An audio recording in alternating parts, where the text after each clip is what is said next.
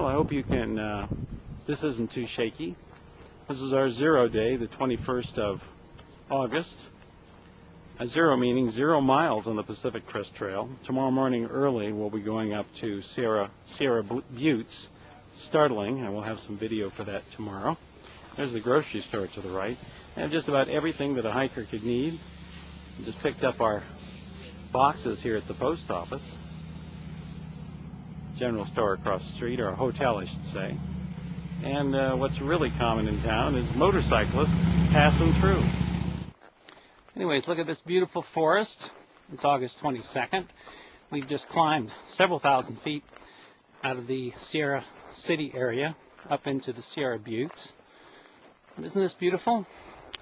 If you can see, if this comes out, the green moss on these trees is about down to where the level of the snow is during the winter. If you can imagine that. No hiking, but cross-country skiing perhaps. I thought coming up to the Sierra Buttes with the trail like it was, that we wouldn't get a good view of it. But as we come around it and start heading north, there they are. Pretty cool. And as you can see, it's quite an outcropping of rock. And from the other side, which I wasn't able to photograph, it's very tall, very dramatic. The Sierra Buttes. This is a nice view out to the Sierra Buttes there, over to a beautiful valley, lake down there. I think it's called Packer Lake. Very healthy looking forest. Some of it has been, lumber's been pulled out, but they've replanted it. This is a saddle up pretty high, maybe 7,500 feet, 74. And as you can see, it looks like a Christmas tree farm. And of course, that's because the lumber has been harvested and the trees, some trees have been replanted. So I'm looking east at Gold Lake. There's a weather report tonight that there'll be rain in Reno, which is pretty much east of here. See that sailboat down there, or did you miss it? And so we're a little thinking about rain tonight, or at least cooler weather. The beauty in the Lake Basin area continues to astound us. There's Long Lake there. Silver Lake is closest to us. And also the remarkable volcanic rock. Well, maybe that's granite, but we've seen a lot of volcanic. Still dramatic, wouldn't you agree? It's August 23rd. First night that we had a little rain. First night we even had clouds. First day. Those are Spencer Lakes down there. We're looking towards the west mostly. We have another day of about 18 miles. A lot of waterless sections ahead. So we have to make sure that we have plenty of water. We may have a dry camp tonight. This mountain is called Gibraltar. And like a lot of other places around the world that seem similar to things that are famous, it's been named the same thing. It's made up of volcanic mud flows. Pretty impressive for a mud flow. Here's one of the more traveled Jeep roads. Actually a forest road through the different areas that we go through. You see that sign over there, it says Sierra County line. We've been going in and out of Sierra and Plumas County for quite a while on this trip, the last day and a half at least. If you can hear me through this wind, looking at Mount Stafford, and over here, oh maybe that is Stafford, on top of a hill about 7,000 feet. And then over there I believe is Mount Edmund.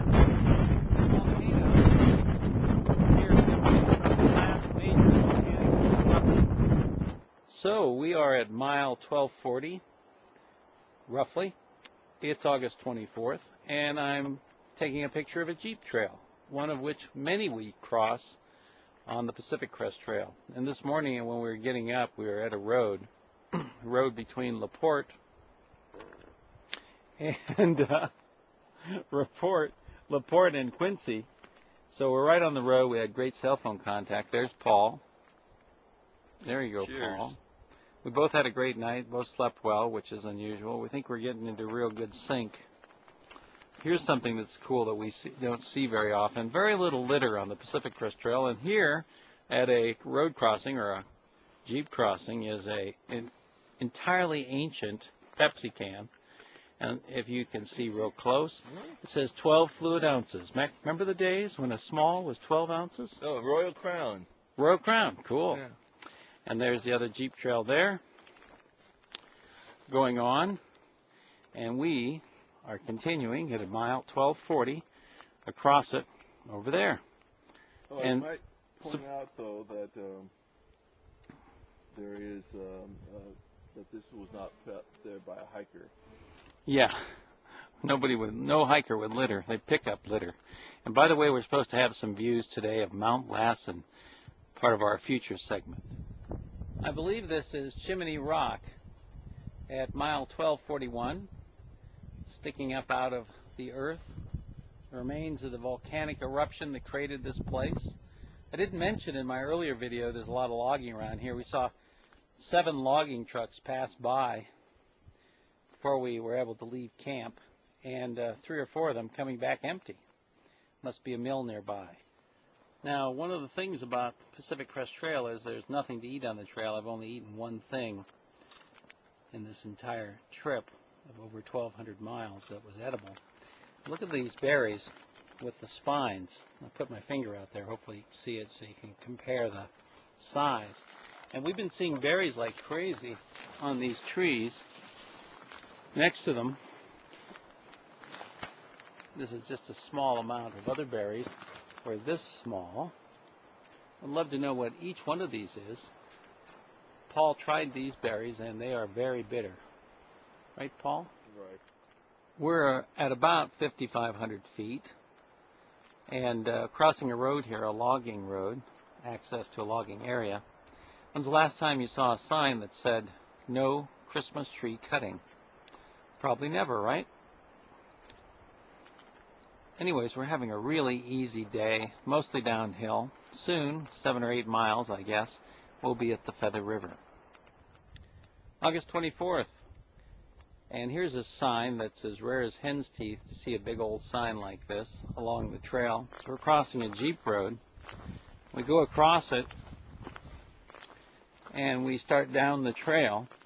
Just wanted you to see how these things normally start. Here's the PCT sign up on the right on the tree, and badly mauled sign. We're going to be at the river very soon, 2.5 miles, as you can see, Middle Fork Feather River. And there the trail goes.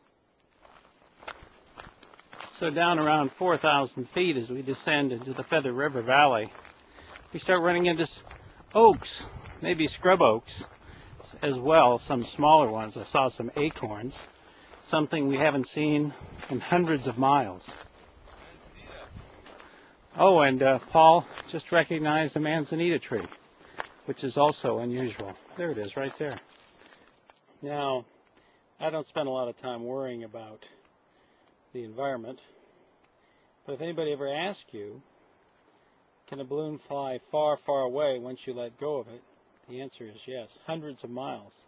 And there's one that is on the trail, hundreds of miles from most civilization. Well, at least 50, but they can go a long way, and I've seen a lot of them over the years on the trail, in the desert. We've passed some pretty interesting bridges in the middle of nowhere, like this one. One on Deep Creek is particularly impressive, but this has to be the best. Take the cake. How they get this stuff out here and assembled, I'll never know.